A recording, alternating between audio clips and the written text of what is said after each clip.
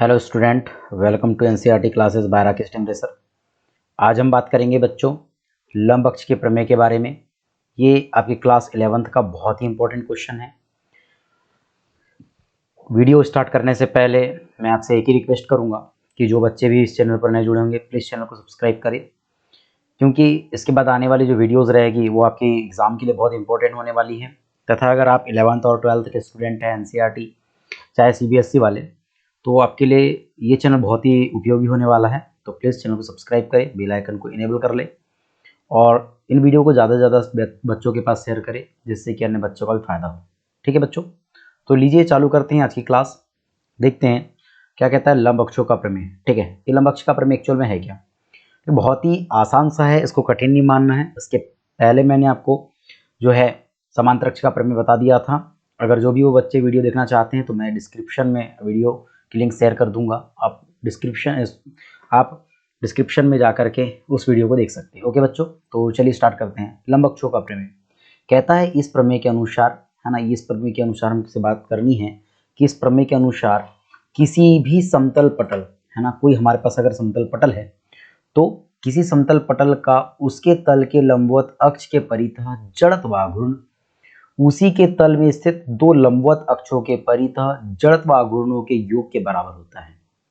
ठीक है, क्या कहता है बेटा, अगर मान के चलिए ये कोई समतल पटल है, जो दिया गया आकृति है ना पास, ये कैसी है बेटा, कोई समतल पटल है। अब कहता है कि इस समतल पटल पर कोई भी अगर मैं लंब खींचता हूँ, ठीक है, ये लंब खींचा गया है, ये 90 अंश का यहाँ पर कौन बना रहा है, परपेंडिकुलर है। तो ये समतल पटल पर कैसा है, लंबवत है, परपेंडिकुलर है। ठीक है, तो इस लंबवत अक्ष के परितः जड़त्व आघूर्ण, कौन सा है लंबवत अक्ष बेटा, ये जेड है ना।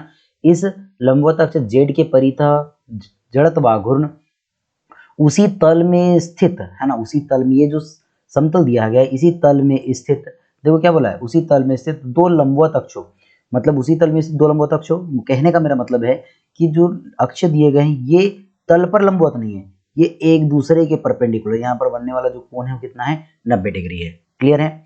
अक्षों के परितः जड़त्व आघूर्णों के योग के बराबर होता है। ये दोनों अक्ष एक दूसरे को उस बिंदु पर काटते हैं जिसमें से होकर लंब अक्ष गुजरता है। ठीक है बच्चों, तो देखिए इसको अलग से हम चित्र के माध्यम से समझ सकते हैं। अगर कहता है कि मान के चलिए ये हमारे पास, देखिएगा कहना चाहिए अगर ये समतल पटल है, ठीक है, अगर ये हमारे पास समतल पटल है तो अब मैंने कहा कि मान के चलिए ये कोई अक्ष दिया गया है यहाँ पर, ठीक है।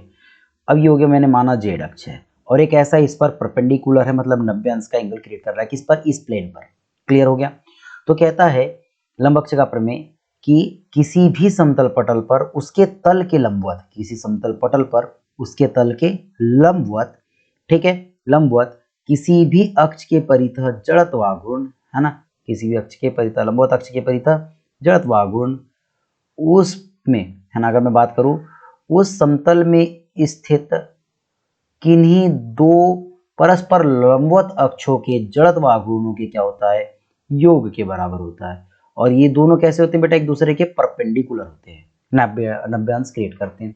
ठीक है, सपोज इसको हमने लिए जेड अक्ष, इसको हमने कहा वाई अक्ष और इसको हमने कहा एक्स अक्ष। तो एक्स अक्ष क्या है, इस समतल पर, ये दिया गया समतल जो है ना अपने पास, इस समतल पर कैसा है, लंबवत है। इसका मतलब अगर आप अपने थोड़ा बहुत 3D पढ़े हैं, अगर 3 डायमेंशनल जियोमेट्री पढ़े हैं, तो आपको मैं एक बात समझा सकता हूँ कि ये जो प्लेन है ना, ये एक्स वाई प्लेन है। ये कौन सा प्लेन है बेटा, एक्स वाई प्लेन है। ठीक है, जिसको हम समतल कहते हैं, तो एक्स वाई समतल हो गया। क्लियर है। अब देखिए जब ये एक्स वाई समतल है तो आपको सीधी सी बात पता होनी चाहिए कि ये जो जेड एक्सिस होगा ये कैसा होगा बेटा, परपेंडिकुलर होगा, लंबवत होगा। क्लियर हो गया, इतनी बात इसने कहा।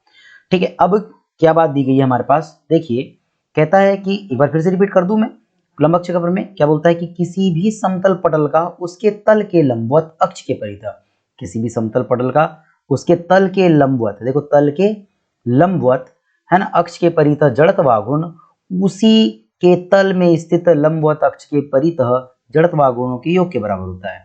इसका मतलब है कि इसी तल में स्थित दो अक्ष होंगे, कोई ना कोई होंगे, तो एक अक्ष हो गया ये और वाई अक्ष ये हो गया, मतलब ये एक्स वाई प्लेन हुआ कि नहीं बेटा, ये कौन सा प्लेन हुआ, एक्स वाई प्लेन हुआ। क्लियर है। ठीक है, तो क्या हो गया कि दो लंबवत अक्षों के परितः जड़त्व आघूर्णों के योग के बराबर होता है। ये दोनों अक्ष एक दूसरे को उस बिंदु पर काटते हैं, ये दोनों अक्ष जो दिए गए ना, एक्स और वाई, ठीक है। अगर मैं इस आपको फिगर में बताऊं, ये दोनों जो एक्स और वाई अक्ष अगर है, तो अगर मैं इसको नीचे की ओर रिप्रेजेंट करूं तो क्या होगा, जेड डैश होगा कि नहीं। ठीक है, तो ये एक्स और वाई एक दूसरे को उस बिंदु पर कट करते हैं जिस बिंदु से होकर कौन सा अक्ष जाता है, कि लंबवत अक्ष जाता है। क्लियर हो गई ये बात। ठीक है, अब चित्र के अनुसार यदि एक अक्ष के परितः किसी भी पिंड का अगर मैं जड़त्व आघूर्ण की बात करूं तो क्या होगा बेटा, आई एक्स होगा। वाई अक्ष के परितः किसी पिंड का जड़त्व आघूर्ण क्या होगा, आई वाई होगा। तो इस प्रमेय के अनुसार जेड अक्ष के परितः या जेड अक्ष के सापेक्ष क्या हो जाएगा, पिंड का जो जड़त्व आघूर्ण है वो क्या होने वाला बेटा, I Z is equal to I X plus I Y. इसका मतलब समझो, इसका मतलब क्या बात कहा उसने, कहता है बेटा कि किसी भी पिंड का, अब देखो ध्यान से, अगर मैंने कहा इस एक्स अक्ष के परितः पिंड का अगर जड़त्व आघूर्ण क्या है बेटा, आई एक्स हो गया। इस अक्ष वाई अक्ष के परितः पिंड का जो जड़त्व आघूर्ण अगर आई वाई हो गया, तो क्या होगा, इस हो तो इस जेड अक्ष के परितः या इस जेड अक्ष के सापेक्ष इस पिंड का जो जड़त्व आघूर्ण है वो क्या होगा, तो हो जाएगा बेटा I Z is equal to I X plus I Y. यही क्या होता है, समांतर अक्ष का प्रमेय होता है। बात समझ में आ गई अब आपको, ये क्या है, हमारे पास समांतर अक्ष का प्रमेय है।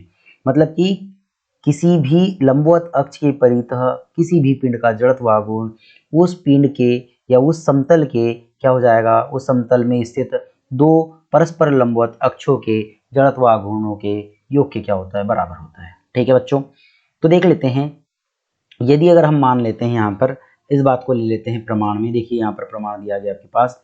अब प्रमाण की बात करें, कहता है कि मान लो पटल पर कोई बिंदु P है। अगर मान लिया जाए कि पटल पर कोई बिंदु P है जिससे एक्स अक्ष जिसके एक्स वाई और जेड अक्ष से दूरियां एक्स वाई और आर है, तो एक्स एक्स यानी कि देखो क्या हो जाएगा, इस बिंदु P दे दिया गया है पटल पर या समतल पर। अब अगर एक्स अक्ष से अगर दूरी की बात करें, एक्स अक्ष ही है तो एक्स अक्ष से दूरी एक रॉन्ग दे दिया गया है। इसको आप थोड़ा सा मैनेज कीजिएगा, मैं कलर चेंज कर रहा हूँ यहाँ पर आपको जिससे समझ में आ जाए, है ना। क्या होगा, इसमें जो एक्स है इसको आपको एक्स ना बोलते हुए क्या बोलना है, वाई बोलना है। क्या बोलना बेटा, वाई बोलना है। क्लियर है, थोड़ा डार्क कर देते हैं, ठीक है। इसको क्या बोलना पड़ेगा आपको, इसको वाई बोलना पड़ेगा, ठीक है। क्योंकि अगर देखिए साधारण सी बात है कि अगर ये एक्स अक्ष से दूरी है तो अरे ज़्यादा ही मोटा हो गया क्या, क्या हो गया कि अगर ये एक्स अक्ष से दूरी है, सिंपल सी बात देखिएगा, तो एक्स अक्ष से दूरी की बात करूंगा तो y, और y अक्ष से दूरी की बात करूंगा तो x, और z अक्ष से तो आ रही है। इसको आप थोड़ा सुधारिएगा, ये एक्स अक्ष से दूरी है। अब ध्यान से देखो ना, एक्स अक्ष से दूरी की अगर मैं बात करूं तो एक्स अक्ष अगर ये आपको दिख रहा होगा, मैं सिंपल मैं देखो अलग से चित्र में बता देता हूँ, थोड़ा सा ध्यान से देखिएगा, ठीक है। देखो यहाँ पर अगर मैंने माना कि यहाँ पर ये कोई इस समतल पर एक बिंदु P है, एक बिंदु क्या है, P है। तब अगर मैं इसकी एक्स अक्ष से दूरी देखूँ तो एक्स अक्ष से दूरी ये सपोज ये आएगी बेटा हमारे पास। वाई अक्ष से दूरी देखूँ तो वाई अक्ष से सपोज ये दूरी आ जाएगी, और जेड अक्ष से देखूँ तो जेड अक्ष से ये दूरी आ जाएगी हमारी, ठीक है, ये दूरी आ गई। तो अब देखो यार, अगर मैंने एक्स अक्ष से दूरी ले रहा हूँ, जिस बिंदु से दूरी ले रहा हूँ उसको मैंने क्या कहा, m कहा, ठीक है। जिस बिंदु से दूरी ले रहा हूँ अक्ष में तो उसको n कहा, और यहाँ से यहाँ तक मैंने कहा r ये, ठीक है। देखो ये तो r हो गया, लेकिन देखो ना यहाँ से यहाँ तक क्या होगा, स्मॉल x होगा, यहाँ से यहाँ कितना होगा, स्मॉल y होगा, क्योंकि y अक्ष पर अंतःखंड कटा है ना, तो y स्मॉल y होगा। x अक्ष पर अंतःखंड कटा है तो स्मॉल x होगा। तो अब सिंपल सी बात देख सकते हैं कि जब यहाँ से यहाँ तक, अब देखो कि यहाँ पर बनने वाला कोण 90 अंश, तो यहाँ पर भी बनने वाला कोण 90 अंश होगा, यहाँ पर भी 90 अंश और यहाँ पर भी 90 अंश, मतलब एक आयत का निर्माण कर रहा है आयत का निर्माण।